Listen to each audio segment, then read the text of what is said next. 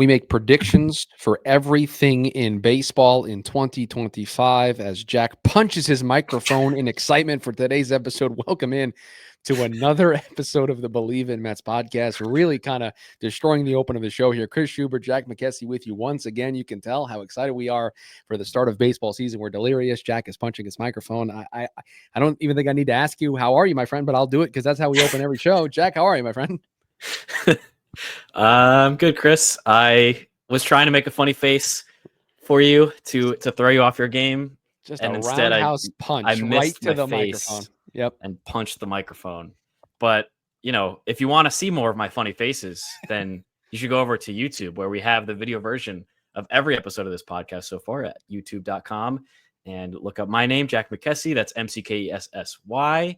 And you can find, like I said, 45, now 46 episodes of Bleav in Mets in video format over there. So please hit subscribe, like the videos, share with your friends. If you comment, we'll read it, maybe even on the next episode. And we take any feedback, positive or negative, any critiques. We really appreciate it. So if you prefer video format for your podcast over just audio, feel free to head on over to YouTube and check us out. Yeah, we're pretty excited. A full season of covering Mets baseball here on the pod. We hopped into this in the latter stages of the year last year in August and September, and we had a good run. We had a fun run, but it's something different when you get to cover a team for the entirety of the year the way we are going to get to here on this podcast. So looking forward to the season starting on Thursday. But before we do that, we have season predictions. We're going to predict all the playoff teams in baseball, all the award winners in baseball, and then we have our Mets specific predictions as well. But before we predict that, maybe you want to predict some of the results of the remaining games in the NCAA tournament. BetOnline, the world's most trusted betting platform, and your number one source for betting on all the madness. Whether you're a seasoned fan or a first-time bettor, BetOnline, your ultimate game day companion with the largest selection of odds on everything from college basketball to what I hopefully you're doing well in this, the $200,000 bracket contest. BetOnline continues to be your number one sports betting source. From every Cinderella story to every hat trick, BetOnline has you covered with odds, stats, and more for every game, every play, and every win. BetOnline, the game starts here. Where should we start, Jack? We have our league-wide predictions, so all 6 playoff teams in both the American League and the National League, the big 3 awards, MVP, Rookie of the Year, and Cy Young in both the American League and National League, and we have a whole host of Mets awards that we're going to give out. Mets MVP, Mets Cy Young, Silver Slugger, Platinum Glove. We have a whole host of just Mets-related things that we want to get to here on the pod. So where would you like to start? Do we do the Mets things first and then do the season predictions at the end, or do we get the season stuff out of the way first and then close with all of our Mets awards? I think maybe split the difference a little bit and maybe predict the Mets record, maybe where they finish in the division as well as what the playoffs look like. And then maybe we could do the league, and then we could do the Mets individual awards to wrap things up. Okay, so you can kick us off. We are going Mets record first, yes, I Bleav. So Mets record. I want to make sure I have all of this written down because I will show the audience. I have my book with all of my predictions written down here. I want everything in one place when everything is all said and done. So, Jack, I will let you go first. You can give your Mets prediction for their win total in 2025. I said that in 2025, or I'm predicting, in 2025, the New York Mets are going to win 89 games. Okay. Just short of that 90 win mark that most teams in baseball shoot for. It's kind of like a safe record to make the playoffs. It's going to be an identical record to their 2024 outing with 89 wins, 73 losses. But I had them finishing second in the NL East, despite having the same record and finishing third last year. I also have the Mets finishing second in the National League East. I have them doing a little bit better than you do. I have this team going 91-71 here in 2025. I look at last year going 89-73, and look, this is a better baseball team. On paper, talent-wise.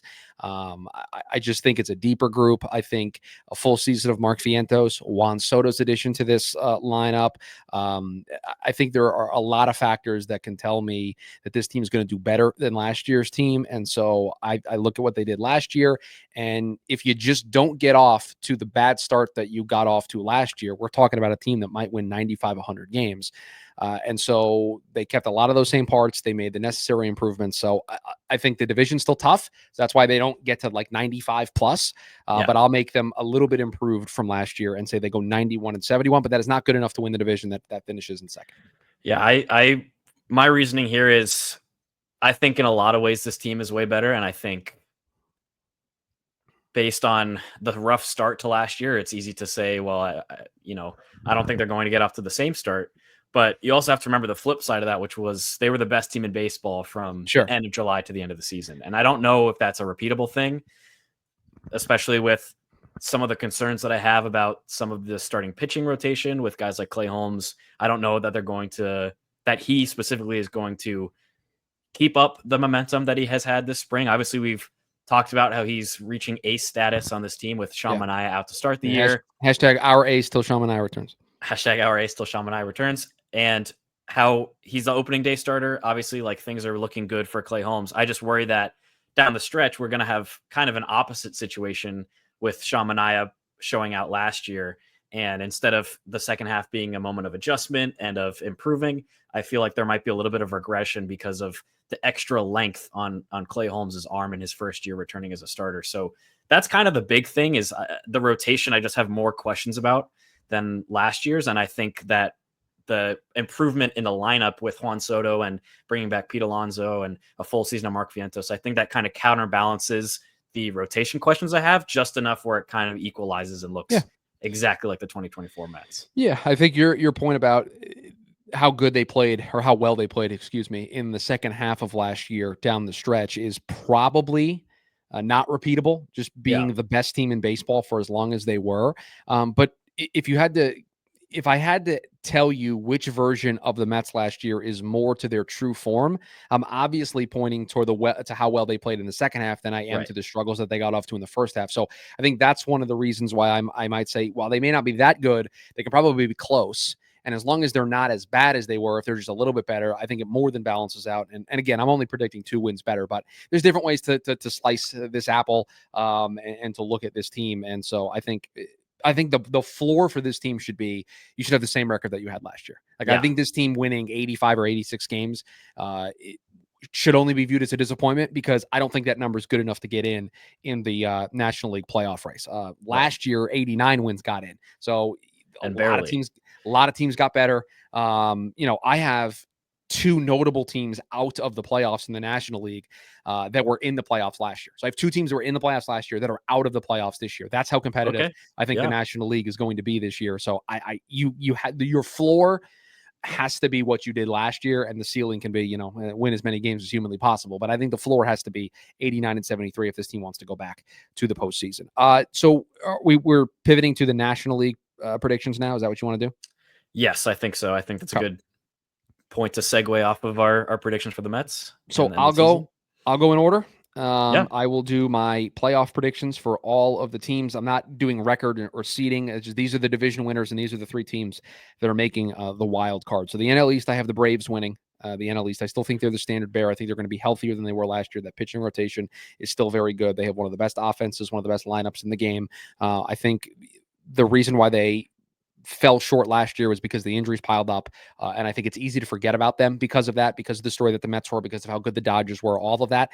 The Braves are still a force to be reckoned with. And this team won 89 games despite all of those injuries last year. So I think they're going to be heard from in a big way this year in the NL East. In the Central, this is surprise number 1, I think, for a lot of people. I picked this team last year to win the Central. I feel like I was a year too early because I got a manager that I believe in a little bit more. I think the youth on this roster is really, really special. I think the pitching rotation is young, athletic. I think the stuff is really good. I'm picking the Reds to win the National League Central this year. I did it last year. I think I jumped the gun a little bit because of the youth maybe not being fully ready for the big league level, but they've got a manager in Tito Francona that is just absolutely going to get the most out of this roster. And if I am going to pick a division winner, your manager plays a big role over the course of 162, and Terry Francona has been there, done that over and over and over again. So I have him in the Central. This is going to shock nobody. I have the Dodgers winning the National League West. My 3 wild card teams, I do have these in order, so this is how I see it finishing. I have the Diamondbacks in wild card spot number 1. I have the Mets in wild card spot number 2, and I have the Milwaukee Brewers in wild card spot number 3. So if you're keeping track at home, that means I have the Phillies and the Padres, who were both in the playoffs a year ago, missing. I think the Phillies are a spiral spiral waiting to happen. They have constantly missed their window as a championship caliber team. They won the National League East last year, and that still wasn't good enough. I could see it all unraveling at the seams this year in a big way for that team. And same thing with the Padres. They've just had to cut payroll. They didn't make any super meaty, meaningful additions to their team. And I think they are at best the third team in the National League West, and I don't think that's going to be enough to get in. So Braves, Reds, Dodgers, your 3 division winners, your 3 wild card teams, D-backs, Mets, Brewers, in that order. Yeah, I like that a lot. I am similar to you on most of those picks, to be honest. So NL East, I also had the Braves winning. I think you laid out exactly the same reasons I would have laid out. They were missing Acuna for a large portion of last year, the NL MVP from a couple of years ago. You talk about the rotation as well with Chris Sale off of his Cy Young season, Spencer Schwellenbach, Spencer Strider. Like, they are a powerhouse team, and you can't discount the amount of talent that they have, and you can't discount how much the injuries affected them last year, because I think there's a real chance that they're contending for 100 wins in 2025, even with how tough the NL East is. With the NL Central, maybe this is because I'm in Chicago and I'm biased, but I picked the Cubs. I think they were also a team that I thought was going to at least contend for the Central last year. I think the division as a whole is pretty much wide open. And the addition of Kyle Tucker, I really believe in. Second year with Craig Counsell as the manager is something I think will reflect in their record. Seiya Suzuki, Shota Imanaga. Like, this is a team that has some stars, and adding Kyle Tucker to it kind of, I think, is enough to push them over the edge in the NL Central, which, like we've talked about, is kind of open with the Brewers and Reds also maybe contending. NL West is the Dodgers. They're the best team in baseball. I don't think anything's really going to change, even with Mookie Betts' illness right now. I think that's not really going to matter in the long run of a 162-game season. And then wild card teams, I also laid them out in order, roughly. I put the Mets as the first wild card team. I put the Diamondbacks as the second, and then I have the Cincinnati Reds as the third wild card team. So I took out the Brewers and the Phillies as playoff teams last year, as well as the Padres for the new NL playoff landscape in 2025. Yeah, the NL's a gauntlet, man. I mean, just doing this exercise shows you how important it is to win your division. Because if you do not win your division, you are in for a war. I put the Phillies and the Padres on the outside looking in. They could very easily be in the mix still. The Cubs could very easily still be in the mix. The Giants spent big money this offseason. Yeah. They could be heard from. Like, it is going to be a war to win a National League playoff spot. So it's why this is all about winning the division. And so for us, we both said the Mets weren't going to win the division. They were going to finish second. The easiest pathway to making the playoffs and going on a run in the postseason is find a way to win the National League East, find a way to be better than the Braves, find a way to be better than the Phillies, and win that division. I think it's going to be tough, but that's your path. Like, do not mess around with this wild card race, because I think there's going to be a couple of teams that miss by like 2 or 3 games, and it's going to be heartbreak, because you're going to be like, man, if we just would have won that game, we could be in. My 3 awards in the National League before we do our Mets-related awards, and then we'll get to the American League side of things. My NL MVP, you've heard of him. Juan Soto was my selection for NL MVP. My NL Rookie of the Year, I mean, this is kind of cheating, but I don't think there's anybody that you can name that's not named Roki Sasaki for Rookie of the Year. And then my NL Cy Young, they're my wild card 1 team, and I think this is going to be a big reason why. Corbin Burns is my NL Cy Young. He comes over here to the National League, and he is better than Paul Skeens. He is better than Zach Wheeler. He is better than Kodai Senga. He's better than anybody you want to name in the National League this year, and I've got Corbin Burns as my Cy Young.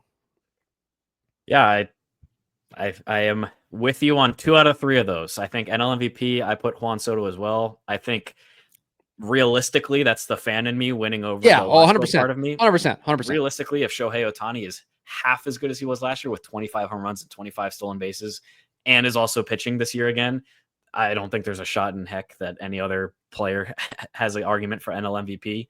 And that's just going to be a thing in perpetuity until Ohtani retires, I think. But Rookie of the Year, I also had a Dodger, Roki Sasaki. You mentioned it. He's the star of the offseason that wasn't named Juan Soto in terms of a player coming over from Japan. And if he's everything that he's been chalked up to be, he'll be a superstar by May.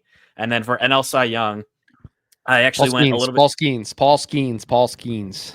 I went a little bit younger, and I went Paul Skeens. I think he's going to be ridiculous in a full Yeah. season with Full the season Pirates. of Paul Skeens. I mean, his rookie card went for $1.11 million the other day. Like, everybody's in on the Paul Skeens hype. Yeah, listen, I can't fault you for that pick. Yeah. He's must see TV. Like, truthfully, I don't know how many Pirates games I'll watch throughout the year, but I can tell you that the 28 or so Paul Skeens starts that we're going to get, I guarantee you there'll be a separate screen where I'll be making sure that I watch some Paul Skeens starts. So yeah, 100% there. I went to Paul Skeen's first game at Wrigley Field last year, and he went, I think, 6 no-hit innings before he got pulled for a pitch limit. And I was like, Yeah, this dude is legit. Yeah. Like Yeah, every part of him is legit. It's fun. All right, let's do our Mets awards here, and we've got a bunch of them. So I will go through them all first, and I'll go rapid fire as quickly as possible and share my brief thoughts. So for the MVP and Cy Young, we each put our top 3 candidates, or at least that's what I did. I know Jack put 3. He may have gone 3 deep in a couple of these. I only did it for MVP and Cy Young. But for Mets MVP, listen, if earlier in the show I said my NL MVP is going to be Juan Soto, then the Mets MVP has to be Juan Soto. So I have Juan Soto 1, Francisco Lindor 2, Mark Vientos 3 for my Mets MVPs. I mean, I think that is a power ranking of the best 3 Mets hitters. Juan Soto, Francisco Lindor, Mark Vientos. Cy Young, I have Kodai Senga 1. I have Sean Manaea 2. And yes, that's right. In the 3 spot is Clay Holmes on the Mets Cy Young list here. My Mets Silver Slugger is Mark Vientos. My Platinum Glove winner is Francisco Lindor. My Rookie of the Year for the New York Mets is Brandon Sproat. My reliever of the year, despite wanting to so badly, and Jack can attest to this in the pre-show, I wanted to do it. I did not pick Edwin Diaz. I did not pick Max Kranick. That's what I wanted to do. I went a little off the board here. Okay. Jose Butto, my reliever of the year for the New York Mets in 2025. Yeah. My role player of the year is Jose Siri. The OMG award. The role player of the year, also known as the Jose Iglesias Memorial Award, the OMG award. He's still alive. Role player of the year, I gave to Jose Siri.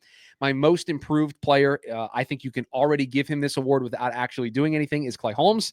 And my best newcomer, this is going to shock everybody, the best newcomer on the New York Mets in 2025 is going to be Juan Soto. Yep. I am with you for a lot of these. So I gave a top 3 for all of them. So I'll rip through these as well. My MVPs, my top 3 for MVP rather. Number 1, Juan Soto, shocking as also my NL MVP pick. Francisco Lindor, I am predicting another 30-30 season. He was this close last year. That back just acted up and he's 29 steals and 30 plus home runs. Unfortunate. But third MVP voting for me is going to be Sean Manaea. I think he's going to be a full season of Sean Manaea is going to let us see how much of an ace he really is. And I think he's going to pull through. That being said, for my Cy Young, he is the number 1 pick for me, Sean Manaea. Number 2, Kodai Senga. And number 3, Clay Holmes. Silver Slugger, I picked 3 for these as well. Juan Soto is number 1. Pete Alonso is number 2. I think he'll have a bounce back in 2025, despite recent regression. I think the new contract will get some pressure off of him that he's in a contract year. And I hope that Juan Soto and Mark Vientos protecting him in the lineup might improve things. And speaking of Mark Vientos, he's number 3 for Silver Slugger. Platinum Glove, Francisco Lindor, number 1. Brandon Nimmo, I have at number 2. Jose Siri is my number 3. I think the reason the Mets brought him in was to be a defensive guy in center field. So he's number 3 there. Rookie of the year, Brandon Sproat, Luis Angel Acuna, and then Blade Tidwell, I think could have a role on this team by the end of the year and be a significant role player. Reliever of the year, Edwin Diaz, Dedniel Nunez, and Ryan Stanek. I think Stanek with a full season in the Mets pitching development lab is going to look a lot better than he did last regular season if the last postseason was any indication. My OMG award, Tyrone Taylor is the number 1. I think that he could have been eligible for that last year if not for Jose Iglesias. I really liked what he did when he was playing. He had a lot of clutch hits down the stretch. He had a lot of really nice plays on defense in the playoffs as well. I think I could see him being a really nice role player in 2025 if he's not a daily player because of the Jose Siri acquisition. Luis Angel Acuna is my number 2 role player of the year. Self-explanatory, I think. Looked really good last year in limited time, and I think he might be coming off the bench in a platoon role at second base. To start the year, Jesse Winker is my number 3 for role player. And then most improved, I have Brett Beatty and then Edwin Diaz and then Griffin Canning. I think Griffin Canning with the Mets pitching development as well will be a huge success story. And I think we'll be really excited to see what he can bring next year as well. And then newcomers, Juan Soto, easy number 1, Clay Holmes, easy number 2. And then given my last thing, I put Griffin Canning as well as my number 3. The American League predictions for us, we have all of the division winners, the wild card teams, and then the 3 awards. And then We're going to remind everybody at the end of the show what the new schedule is for this program moving forward. I know we mentioned it at the end of last show, but I do want to remind everybody a little bit of a different programming schedule for you now that the season gets underway. The American League East is tough. I legitimately think there are 3 teams that you can make a case for, but there's reason to pick against all 3 of those teams. Yep. And so I'll go with the team that I think is most likely to repeat the exact same success that they had a year ago. So the 3 teams I considered, the Orioles, the Yankees, and the Red Sox. Yep. And so of those 3 teams, 2 of them, you would say if they repeat the success that they had last year, they'll win the division. With the Red Sox, you are betting on a bounce back. You are betting for them coming to life, starting an ascent for a new championship window. That's kind of what you're betting on. And that's a hard bet to make. So of these 3 teams, which team do I think is most likely to repeat the good success that they had a year ago? And that to me is the Baltimore Orioles. So I have the Orioles, the American League East, the American League Central. Feels like 2015 all over again. The Kansas City Royals for me as the Sure. standard bearer in the American League Central. The American League West I have for the Rangers. The Mariners, I actually have the Mariners as one of my wild card teams. I just don't think they're there to win the division. The Astros, I'm not sure what they're doing. I got to see that work for like a month before I'm willing to buy in of what the new version of the Houston Astros looks like. So I have the Rangers winning the West. My 3 wild card teams, the Red Sox, the Guardians, and the Mariners. Okay. I have the New York Yankees missing the playoffs. And that's not bias. Garrett Cole's not going to pitch the entire year. The earliest they're going to get Luis Heel back is June. They're without their top 2 starters. Marcus Stroman is in this rotation. Marcus Stroman, over the last 3 seasons, has been a good first-half pitcher and awful second-half pitcher. Carlos Carrasco is their number 5 starter right now. They just don't have the pitching depth. Clark Schmidt's not starting with the team. They don't have the pitching depth. They don't have Giancarlo Stanton. They don't have DJ LeMahieu. They have one guy. Like I don't mean to go all Luis Severino on everybody, but last year it was they have 2 guys. They have Aaron Judge and they have Juan Soto. They just have Aaron Judge now. Jason Dominguez has looked bad in the outfield throughout spring, and I worry that if he starts misplaying the balls in left field, that the bleacher creatures at Yankee Stadium are going to get pretty loud, and he's going to carry that with him into the box. Austin Wells had a really solid rookie campaign. Does he follow that up? Right? Is Anthony Volpe ever going to show that he has an ability to hit at an above average league level? Was a 247 hitter last year, I believe, somewhere in the 240s. I think he was a 247 hitter. They've got so many question marks. A platoon at third base. What does a full season of Jazz Chisholm look like at second base? Like, there's just way too many question marks for me that I don't have with some of these other teams. And so, yeah, I'm predicting a tough year for the Yankees. They'll still finish above 500, but I think they'll miss the playoffs. So Orioles, Royals, Rangers as my 3 division winners. My 3 wild cards, Red Sox, Guardians, Mariners. Mainly because the Mariners can pitch better than anybody else. Their offense scares the ever-living daylights out of me because it's terrible, but they can pitch. They have Logan Gilbert, who is a Cy Young candidate. If you don't know who Logan Gilbert is, pay attention. So they have pitching that can just outpitch anybody else. Yeah. I'll use that part about the Yankees as a segue to mine and just say right off the bat that the Yankees don't make the playoffs for me either in the American League. I agree with every point you made. I don't like the fact that they're going to be completely reliant on Aaron Judge and pretty much no one else in the lineup. And then to lose Garrett Cole and to pay Max Fried what they did and to have Carlos Rodon being their opening day starter, it's just it looks kind of bleak. And it's not for me. That team is not for me. I don't see how in a division that also features the Baltimore Orioles with a ton of young talent up and down the roster, even though they didn't make a ton of offseason moves, I think they're a better team than the Yankees. I also think the Red Sox are going to be a lot better this year because of so much young talent that they have set to come up this year, as well as signing Garrett Crochet. And then to segue from that, I have the Red Sox winning the AL East this year. I think because of the big 3, Roman Anthony, Christian Campbell, and Marcelo Mayer, they're going to be a very talented team. They're going to follow a similar path as the Baltimore Orioles, and that this young talent is really going to be able to carry them. If you've watched any of their games in spring training so far, you've heard of these 3 guys because they're the next ones up for the Red Sox. And to have Garrett Crochet come in as well as a big acquisition for the rotation. So I have the Red Sox winning the AL East. In the Central, I have the Detroit Tigers. Listen, they have Tarek Skubal, and I think their lineup also looks solid. I think that Jackson Jobe is going to be a nice addition as well. Like, I just think the Tigers have taken enough of a step forward from last season that they're going to get over some of the shakiness, up and down bits, and look more like the second half Mets were one of the best teams in baseball. The Detroit Tigers in the second half were also one of the best teams. And so to see them over a full season is going to reflect in their end result and end record. In the AL West, I also have the Texas Rangers. I'm just not really, like you said, I'm not really sure what the Astros and Mariners are doing. The A's are not going to be a contender, nor are the Angels in the AL Literally West in just the A's. 2025. Literally just Just the the A's. A's. There's no city. It's There's just no the city. A's. The Yeah, A's. the And A's. then for the wild cards, I went a complete twist. If you told me this in 2021, I said I don't believe you. Okay. All AL Central teams taking up the AL wildcard spots. So the Twins are in there? I put the Guardians, the Twins, and the Royals as the three. I don't really want to pick an order because I think they're all going to finish within like 2 or 3 wins of each other. And it's going to be a real tight battle in the AL Central. But that does mean that the Yankees missed the playoffs and the Orioles missed the playoffs and the Mariners missed the playoffs as kind of the first 3 out. I have the Yankees missing the playoffs. I have the Twins missing the playoffs. I have the Tigers missing the playoffs. I have the Astros missing the playoffs. I mean, listen, you do this exercise, there's only 6 spots, and there's some teams that are on the fringes, on the fences. The awards, my AL MVP, he was the runner-up last year. I don't want to call him snubbed just because of how good of a year the guys in the Bronx had, but Bobby Witt Jr., my MVP for the American League, my Rookie of the Year. It's one of the reasons why I have the Red Sox listed as a wild card team. Christian Campbell is my American League Rookie of the Year, and the AL Cy Young is the reason why I picked the Mariners to be the third wild card team. Logan Gilbert, my American League Cy Young. But a lot of great candidates across the board. Garrett Crochet is a great candidate.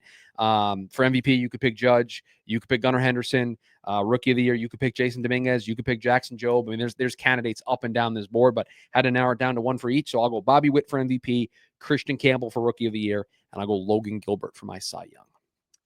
I picked one of the guys you mentioned for AL MVP. I picked Gunnar Henderson. I am a believer in the Orioles. I am a believer that over another full season in MLB after winning Rookie of the Year in 2023, kind of contending for an MVP award last season, I think Gunnar is going to show his true colors this year and kind of look like Bobby Witt in terms of he's on the verge, and now he's going to have his coming out party in 2025. For my Rookie of the Year, I really had a hard time picking one of the Red Sox big 3. I think I put one of the big 3, Roman Anthony, Christian Campbell, or Marcelo Mayer. I think one of them is going to be outstanding and show themselves as being above the other 2 enough to win the Rookie of the Year. But I think there is an argument that the Red Sox could have the top 3 finishers in the Rookie of the Year voting next year. 100%. And then for AL Cy Young, I have Tarek Skubal repeating. Boo. Logan, where's my Logan Gilbert high that? Come on. Sorry. If the Tigers are going to win the AL Central, a big part of it's going to be Tarek Skubal carrying them, and he looked phenomenal last year. I think if he plays to that level, he deserves a second Cy Young in a row as well in the AL. Nothing like giving some predictions and doing nearly a 30-minute episode just on predictions and guessing stuff that probably half of it's going to be wrong by the end of the year. Nothing like being a podcaster. Half it's going to be wrong by May. Yeah. We're going to look back at this in like the end of Memorial Day and be like, I thought the Reds were going to win the Central. What was I thinking? Yeah. But a quick programming note. So normally in the offseason, we try to give you 3 episodes, Monday, Wednesday, Friday. We try to keep that schedule.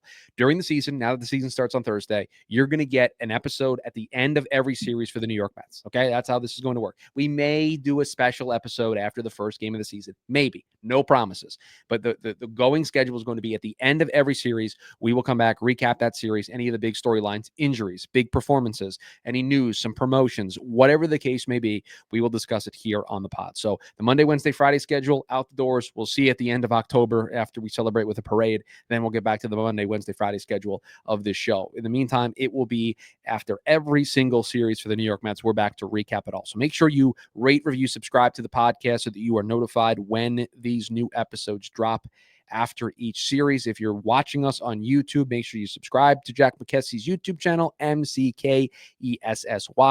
Turn on that notification bell so that you are notified when these new episodes drop, and so you can be up to speed on everything going on with the New York Mets. But that's going to do it for us here on this edition of the podcast. The next time you hear from us, actual baseball to be broken down, the New York Mets will be in action. We've put our predictions out there for the ether. They're written down. We can't erase them. We are locked in for 2025. It is now time for the baseball season to begin. So looking forward to it. Everybody enjoy opening day. It is one of my favorite days of the year. I wish I could take off from work to enjoy it all. I'm sure you all do the same. So it should be a lot of fun when the Mets season gets underway this week and everything gets started on Thursday. So we're back at the end of this series to recap everything that went on in Mets land. So everybody enjoy opening day. We'll talk to you then. And as always, Let's go Mets. Let's go Mets.